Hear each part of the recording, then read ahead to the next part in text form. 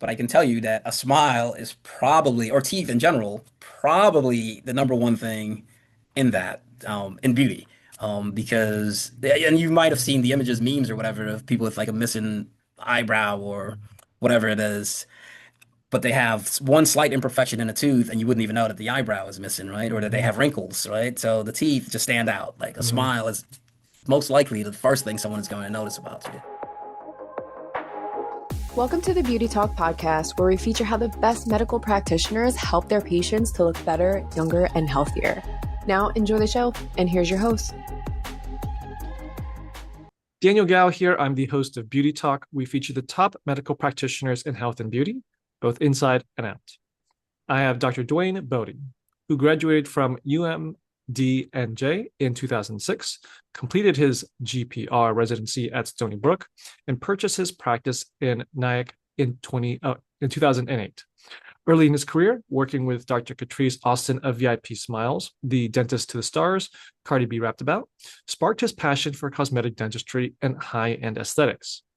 Later, an Army National Guard deployment during COVID unexpectedly kept him in Kuwait for 8 months instead of Iraq.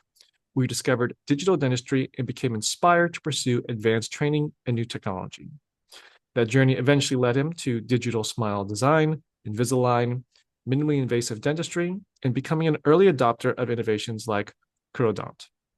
The last few months, he's been using the Photona laser, which drastically expands the aesthetics he's able to provide. So, Dr. Bodie, welcome and glad to have you here. All right, thanks for having me. Yeah, so let's start from the very beginning. How did you first get interested in the medical field? We'll start with that. Since I was a kid, apparently as a young kid, I told my parents I had an interest in dentistry in particular. I don't recall that, but they always bring it up. Um, you know, but certainly in high school, it was junior year of high school, I was debating different medical careers, whether it was med school, dental school. Actually, it was med school. Then I was doing Mhm. research, and then that piqued my interest in dentistry, primarily because most were self-employed. That trend is shifting a little bit, but Mhm. I think that's still true. Most are self-employed. You have some artistic freedom. You don't have the stress of hospital careers, like emergency medicine, things like that. Mhm. Like, Mhm. so Okay. And so that's what's got you interested in having your own practice. correct. Yeah. Okay. Got it. So you purchased your practice in 2008. So it's been some time. You've had almost 20 years. What kind of led up to you purchasing a practice versus starting from scratch, starting your own practice from scratch? Yeah. So I finished residency in Stony Brook, New York, 2007, I think it was. Worked in a couple offices in and around Manhattan, the suburbs also. None of them were quite what I was looking for. I just decided I wouldn't be satisfied unless I did my own thing, Hmm. right? Hmm. For various reasons, they just didn't live up to what I expected coming out of dental school. Hmm. So the only way I would have been satisfied was doing my own office. I basically designed a 50-mile radius. I was living in Queens at the time. Nyack fell within that radius. There was a practice for sale. I went through a broker and it worked out. Like all these years later, I'm still Hmm. here. So Okay. Well, I mean, been in business for almost 20 years, so can't yeah, something went right. yeah, yeah. Now, I want to talk about your experience in the Army and also your travel experience and kind of how that affected your maybe perspective when it comes to dentistry and especially like the digital dentistry and kind of the more technological areas of dentistry. So, can you talk a little bit more about that? Yes. So between the Army National Guard and Digital Smile Design, which is run by Christian Coachman, which people in the dental space should be familiar with, I've gone to, I believe it's seven countries besides the US. With the Army, I went to Kuwait for 8 months, like you said in the intro. Over in Kuwait, at Camp Arifjan, they have the CEREC machine. At that time, they had not the Prime Scan, but they do now. But so I learned on whatever version before. No, it was a Prime Scan. I'm sorry. They didn't have the Prime Mill. Mm. So I learned how to use the Prime Scan, the older version. So we had to draw, we still draw our own margins and stuff, but essentially the technology's improved quite a bit. So I learned a harder version of it. Mm. But when I came back, I couldn't go back to taking traditional impressions, right? I Mhm. spent 8 months delivering same day crowns. I fell in love with the technology. It was great free training. Hmm. I was lucky in that regard. And then because of the people I met in Kuwait, like the army dentists are so well trained. The active duty guys, they get free classes and they're the only dental support when abroad. So their Hmm. skill set, certainly in like emergency dentistry, is just so vast and in placing implants and whatnot. At that time, I was not doing implants, Hmm. very basic dentistry. Hanging out with those guys, talking to them, being inspired by the level of dentistry they were providing, I started taking a lot more CE classes as soon as I got back. As soon as I got back, I went to the Dominican Republic with a friend and we learned how to place implants. Then after that, I ended up in Brazil through digital smile design. I taken another implant class. With the Army also had me over in Morocco, providing emergency dentistry, sorry, in the desert for uh, 2 weeks. I've been to, and with digital smile design, I've traveled to Italy. Oh God, I can't even remember. Oh, South Africa, several places. The bottom line is each of those places offers something that we're not doing yet in the United States, or just some, whether it's immediate load and implants, just the materials they use. Like they were using Curodont over in Spain. I first discovered Curodont a year before the FDA approved it in the United States. Hmm. So as soon as it was approved, I started using it, right? I was Hmm. definitely one of the first people to use it just because I had prior knowledge of its existence and effectiveness over in Spain. Hmm. So yes, between the Army National Guard and Digital Smile Design, which offers classes worldwide, essentially, I've learned quite a bit from international dentists and international experience. So Okay. And for that digital smile design, can you kind of talk a little bit more about that? Like, what is it? How is it prevalent now? I mean, you were talking a little bit about impressions before, and I just remember when I was younger, the impressions they would kind of fill this like tray with like putty and then kind of put it in and into the teeth and let it set and then they pull it out and that's the impression of your teeth. So I yeah. guess what is digital smile design and how has that kind of changed since then? Yeah, so like I said, it's the head guy is Christian Coachman. They're based in Madrid, Spain, and what it is, it incorporates the whole face. It's a whole face approach to smile designs. Like typically, you take an impression, you send it to a lab. The person in the lab has no idea what this patient looks like, right? They would just use the other teeth as a guideline to how to make them. The difference, and all these cases behind me actually are digital smile design. Hmm. So what it is, we submit patients' photos, many photos, different angles, also videos with them making statements and whatnot, and then it's analyzed. They look at the eyes, the ears, all that, and they design just the perfect smile to match that particular face. So it's not a generic design. And the beauty of it, the patient gets a preview of the outcome before we even start, and they get to choose if they wanted like more rounded angles or longer or shorter teeth or different shades. So the bottom line is we know the end result literally before we even start. It's like an architect that designed a house, right? Like they're not guessing, they're not hoping for a perfect outcome or Hmm. an ideal outcome. They know all the parameters that need to be in place and they know the end result before even starting. And that's what digital smile design is, right? So it's a whole face approach. Hmm. With the teeth ultimately ended up in harmony with the face. So it's like very individual. Wow. Okay. So very interesting in that sense then. Yeah. So basically it's you're kind of given a snapshot into the future of hey, after this treatment plan, this is what the entire thing's going to look like. Oh yeah. Yeah, like I said, there's usually not any surprise when these things come back. They just fit Mm. and we already know how it'll look, right? It's Mm. all pre-planned. And Mm. again, we submit all these photos and videos and the iTero scan or Cerex, whatever machine you're using. I have an iTero and a Cerex. With them, Mm. I use the iTeros. Mm. And yeah, so they have a pretty good representation of these patients. We also have there's an app, I think it's called Clone, Mhm. that it essentially gives them a 3D representation of someone's face. And Mhm. that's the next wave of what's coming. I'm sure the iTero scanner will someday do 3D facial scans, and so that is the future of dentistry. So Mhm. Okay. Now, Dr. Boy, you also provide laser aesthetics, things like lip plumping and also gum lightening. I think it's something that not a lot of people think about when they think about a dentist on the aesthetic side. But talk a little bit about how you decide to include the aesthetic side, and also what is lip plumping and gum lightening. correct. Yeah. So funny thing is, most dentists probably don't know about like that gum lightening is even because I didn't know until I bought the Fotona laser, the Photona Lightwalker 2 laser. Then I went down to Tennessee for a class. Then they started talking about the capabilities and they're showing you how to use different settings to achieve different results.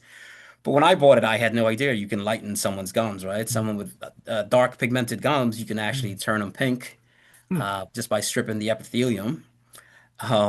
Lip plumping, it's actually stimulating collagen growth, right? So as opposed to injecting artificial substances into like dermal fillers and whatnot into the mhm, lips, it's your own body's response to the laser that leads to plumper lips. mhm, Typically, it's 4 treatments, but even after the very first treatment, you do see a really nice result. Then it reverts back a little bit, so they continue doing treatments, and after the fourth, it should get a nice end result. mm. Um, Even wrinkle reduction with the laser, right? It's all just collagen stimulation. Yeah, it's been quite the practice changer because again, now I'm going from just fillings and crowns Mhm, to facial aesthetics. Like mhm. I had no plans of doing these things. Then I bought the laser, discover all that it does, and it's been Mhm. incredible. Wow. Okay.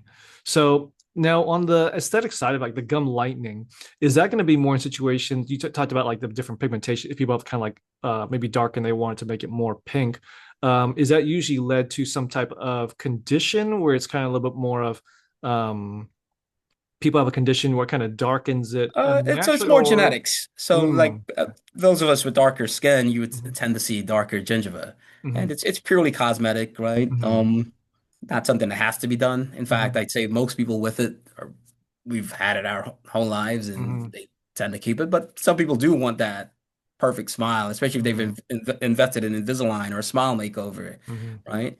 So the laser also does the gum recontouring, right? So if you're going to invest in a nice smile, why not go all out and just fix everything that can be fixed? It's a pretty mhm, straightforward procedure. They're in the chair within an hour. I can do probably the whole mouth, honestly, as mhm. far as gum length lightening.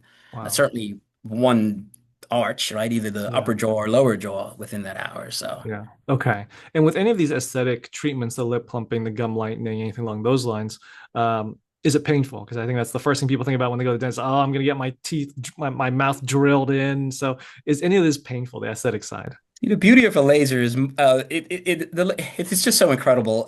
It is I hate ever saying pain free. It is very, Mm, very, very minimal mm, pain, and certainly not during the procedure because we do give a little bit of anesthesia. mm, The recovery time is very fast, and that's the biggest advantage of a laser. There's just less bleeding than using traditional scalpels for certain procedures.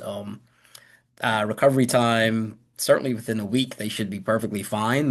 Generally mm, within 48 hours of gum lightening, patients have reported that they've been okay. mm, Um, what else? The lip plumping, same deal.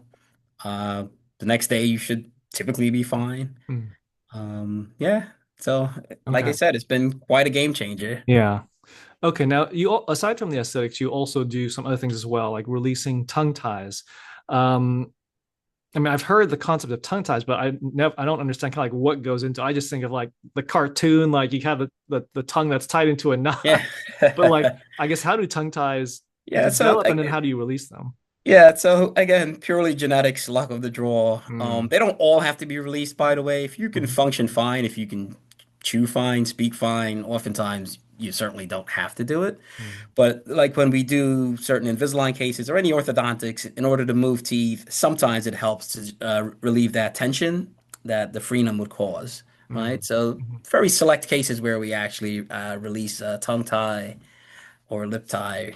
mhm, But yeah, again, with the laser, very minimal pain and very fast recovery, right? Because we're mhm, not using a scalpel, we're not cutting anything. The mhm, laser also is great at that. First of all, they bleed less, and then it's great at stopping the bleeding that does occur. mm. And again, the recovery time is the game changer.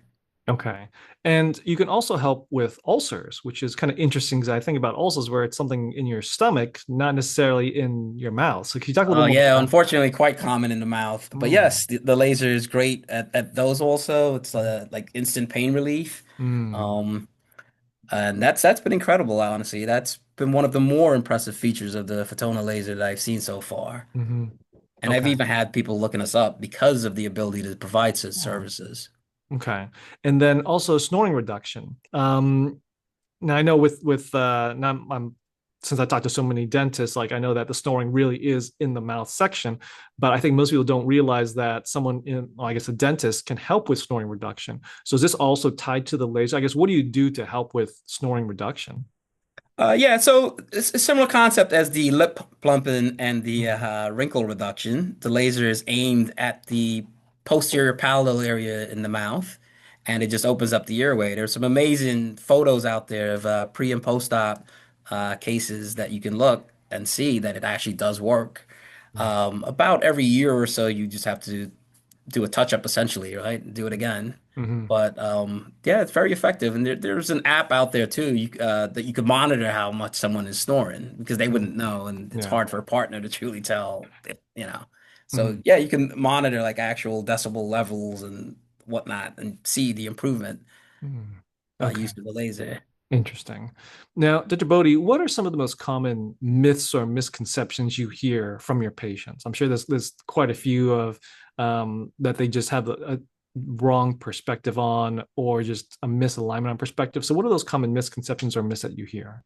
Number one, or the top two, root canals have gotten a bad rap lately. I guess there was a Netflix documentary or something. I'm not too Mhm, familiar, but I do know like people now think it's linked to several systemic diseases, maybe even cancer I've heard thrown around. mhm, There is no scientific truth to that. mhm, Um, it's still a good procedure in many cases. I personally don't do root canals. My associate does. I mhm, just was never a fan of them. I'm more into the cosmetic end of dentistry, honestly. mhm, Things that patients actually appreciate. No one mhm. appreciates a root canal. I guess it gets them Yeah, out of pain. They appreciate that yeah. aspect.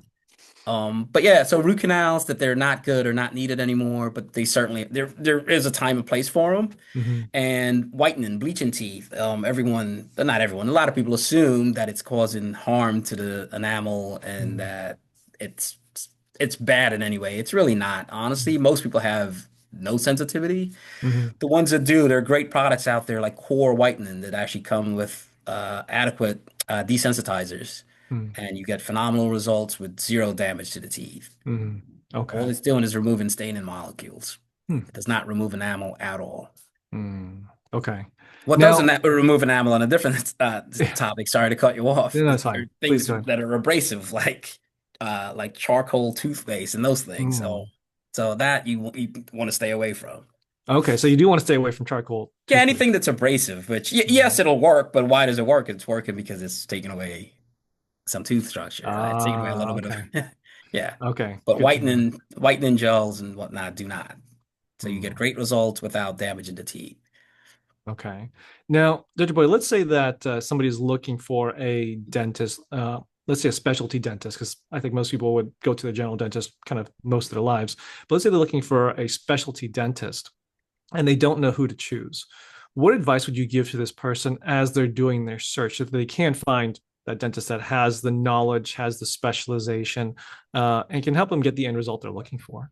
Well, certainly start off by asking your general dentist, Mm, uh, because even if they don't know someone in particular, it's a very it's a very small dental world. We all kind of know each other. There's probably no more than 3 degrees of separation between every mm, dentist in the United States. mhm, So if your general dentist doesn't know who, we can certainly ask someone else. And generally, reviews are a good source also, whether it's Google reviews or now the AI search is a big thing. mhm, How mhm, accurate it is, I don't know, but mhm, that's another resource, of course. mhm. So, but yes, uh, I would start by asking a general dentist. We have a pretty a pretty vast network of resources that we can lean on. Okay. Now, what role do you believe creativity plays in your approach to patient care? Because I think when people think about dentistry, they're like, don't get creative, just follow the plan. But I mean, do you think creativity plays a role in what you do? Oh, absolutely, especially when it comes to aesthetics, cosmetic dentistry. No two faces are alike, so no two smiles can be. So you definitely have to be creative. Definitely want to have the patient involved because they have to like the ultimate product that you present. Mhm. So their creativity comes into play as well as yours, and you just find that sweet spot where they get a great result. Okay. And I'm sure that throughout your experience, you've run to some challenging cases you've worked on, or maybe even memorable cases. Is there maybe one story that comes to mind that you're able to share of just one of those cases and ultimately how you were able to get them a successful outcome? Let me see. Uh, a challenging case. So again, with digital smile design, it's helped immensely because all these, pretty much all of these behind the ear Mm, full mouth rehab, right? So like the mm. entire upper arch, all the teeth on the top were redone or Oh stuff like wow. that. Hmm. Prior to digital smile design, all these would be difficult. Hmm. Honestly, with digital dentistry, do we still have challenges? Yes, but it's a lot less common than it used to be. Mm. So when I get these things back, they pretty much go in. Hmm. It is rare that I have any surprises anymore. In the past, there've been there've been many cases where you send out and it just doesn't fit, and there's just no explanation why. And then you just have to start from scratch, and depending on the patient, that could be an okay day or a very bad day. Hmm. Um, Nothing in particular comes to mind. I can tell you, I've had things that I thought would be easy, like extractions, Hmm. and sometimes they're just not. Or I Yeah. mean, pick a small fill-in on someone. Sometimes you think it's going to be an easy day. You go in and it's a large cavity, and or the patient's just not getting numb. It's a Hmm. very unpredictable, very unpredictable business, Yeah. dentistry. Yeah. So, but no one major case stands out. Not unfortunately, Yeah. fortunately. So. Okay. I guess in this case, it's the if nothing comes to mind, it's a good thing. Yeah, but like I said, the digital revolution Mhm. has been a game changer. So anyone that's not doing digital dentistry right now, they will Mhm. be in the next couple of years, and they'll be glad they did, and they'll be sad that they didn't do it sooner because Mm. it makes crowns and bridges and Mhm. veneers and all this stuff significantly easier. Mhm. Um, you don't have to ship things to a lab. The lab Yeah. gets it instantly. Mhm. The lab can see instantly, is this something we can do? They can contact the office. Hey, you've got to fix this. If we missed something, uh, then it's easy enough to correct it. You don't have to take a whole new impression. You can often just edit the impression you have and re-scan just that portion. Mhm. Again, just a game changer. So Mhm. a lot less guesswork and praying involved in dentistry today with the advent of digital dentistry. Okay. I think that's a perfect segue into this next question as far as where do you think the future of dentistry is going with you talked about the digital smile design. But where else do you think the future of dentistry is going? Heavily AI driven, like Mm. everything else. Hmm. I currently use AI to help interpret X-rays. You still Mm. have to actually look at the X-rays. AI Hmm. makes mistakes like anything else, but it Hmm. does help. It says, "Hey, look at this." It doesn't mean, "Hey, this is a cavity" or Hmm. "This is a problem," Hmm. but it does help, right? So, like if we do a full mouth series of X-rays, 18 X-rays, that takes a while to look for a 1 millimeter little spot of Hmm. of dark amounts gray, Hmm. whereas the AI just helps narrow it down significantly. Hmm. But yeah, everything's AI driven, honestly. Even things like Invisalign, like the movement is actually initially AI driven, then a tech and the dentist has to actually do the fine tuning of it. Hmm. Um, Same day crowns, the CEREC that when it first came out, you had to actually design a crown. Now you literally press a button Hmm. and it's designed, and then you just tweak it minimally. So with advances in technology, it's going to be more and more. And AI receptionists, right? Like they're not perfect, but if you call my office and probably most offices at this point now, especially after hours, it's going to be a computer that answers. Hmm. The beauty of that is it knows where all the openings for appointments are. It doesn't have to Yeah. look, whereas the Hmm. person, so it's very promising, but Hmm. obviously, well, hopefully it doesn't replace us. I don't think it will. Yeah. At least not yet, anyways. Yeah, I doubt it ever will. Yeah. Yeah. So, Okay. And with the future in mind, also, what is the vision you have for your practice? so I plan on expanding in the next year or two. Right now, I have the entire ground floor, about 2,300 square feet of space, 5 operatories. I plan to expand to the floor above us to another 5 to 7 operatories, depending on how I design it. Um, Again, then if new technology comes out, I usually am one of the first to jump on board. Mm-hmm. So, as AI and everything else develops, I Hmm. am willing to try it. Hmm. I'd like to be the most advanced, or certainly mention amounts the most advanced dental offices in the state. Hmm. We do provide a spa-like atmosphere. I use I use so many things that a lot of people might not even know exist. Like I have glasses where the patient can see like a 200 inch TV projection that helps Mm, them relax. I usually put on like a beach scene or a mountain or just something mhm. relaxing. So and wherever the head moves, the screen moves, right? Ah, So it plays music. mhm. We have scent diffusers. Yeah, just most people don't like coming to the dentist, so we Yeah. make it very welcoming, friendly, comfortable experience as much as we Mhm. can. And the goal is to expand from where we are to just a larger space, more high-tech things, and as dentistry evolves, we'll be right there at the forefront evolving with it. So, Okay.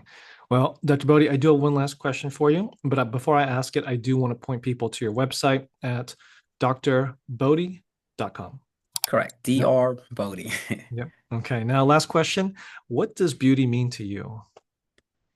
Yeah, it truly is in the eye of the beholder. But I can tell you that a smile is probably, or teeth in general, probably the number one thing in that, in beauty. Because, yeah, and you might have seen the images, memes or whatever, of people with like a missing eyebrow or whatever it is, but they have one slight imperfection in a tooth and you wouldn't even know that the eyebrow is missing, right? Or that they Mhm, have wrinkles, right? So the teeth just stand out. Like a mhm, smile is most likely the first thing someone is going to notice about you. mhm, But it certainly still is in the eye of the beholder. mhm. But to me, a smile is the driving component of beauty. Okay. Well, there you have it. Dr. Bodie sharing his expertise. So, Doctor, where can people contact you and your practice? So the website, like you said, it's www.drbodie, that's drbodie.com. I am also on Instagram, Nyack, Nyack underscore dentist. Facebook. Again, if you use Google or ChatGPT, Claude, whatever, whatever there is today, Mhm. Dwayne Bodie or Dentist Nyack, I will pop up. Oh, Awesome. and the office phone number. See, Mhm. that's the thing. Now that's the last thing people give out. Back in the day, that was number one. Mhm. 845-358-5110. Okay, awesome. Well, Dr. Bodie, this is great. Thank you for coming on. Thank you for sharing your knowledge, and thanks for sharing your message. No, thank you so much. Have a good day. Thanks for listening to the Beauty Talk podcast. Any questions, please contact the practice directly with the contact information provided during the show. We'll see you again next time. Bye for now.